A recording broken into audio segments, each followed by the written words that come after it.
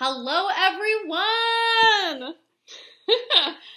I've been seeing a lot of you recently.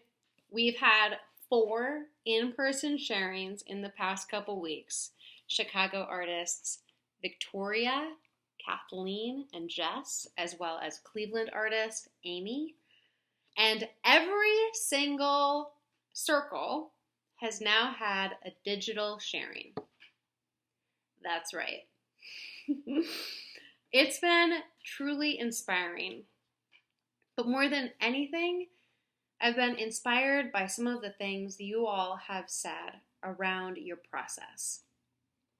From Amy sharing how she challenged herself to write a page a day for a year, to Victoria carving out time to work regardless of how she felt, to Kathleen and Jess speaking to how nothing gets done without a deadline.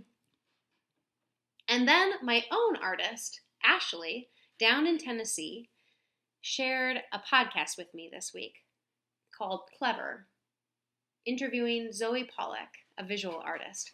I'll put a link below.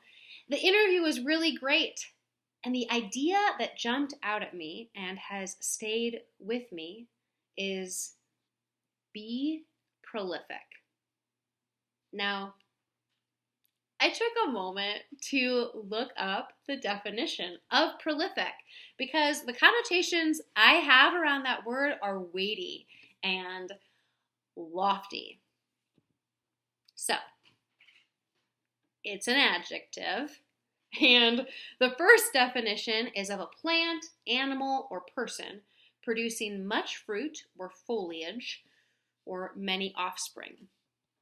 The synonyms are productive, creative, inventive, fertile. The second definition is to present in large numbers or quantities, plentiful. In the interview, Zoe says, work makes good work. One of the reasons some of the most famous artists we know were simply prolific, in that in making a lot of work, you're going to get a few good ones every once in a while. I've been struggling with my project this year. My biggest hurdle is just sitting down at my desk or getting into the studio. I tell myself I'm not in a good place today or in the right mood. I don't feel creative, I have no ideas, and because of that, it won't be good. But the truth is, I'm never in that perfect place or mood. There will always be something that distracts me. And so in that way, Zoe's prompt to be prolific feels like permission. It's permission that what you make that day could be bad. But if you make something every day, there's going to be a little gold nugget in there somewhere. I do 20-minute free writes. That's how I trick myself. I set a timer on my phone and I open a blank document. Sometimes I give myself a prompt or an image to get me started. But when the timer goes off, I can continue or I can be done. And I put that free write in a folder on my desktop. I strive to be prolific. The best part of my last month has been in starting the seedlings for my garden.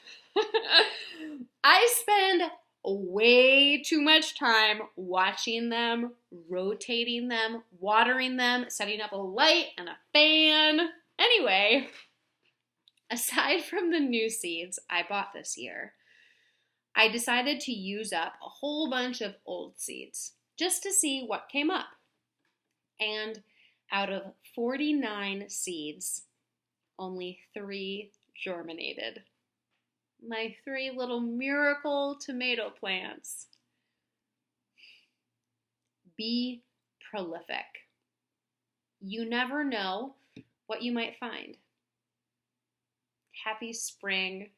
Keep sharing. Keep setting deadlines. More soon.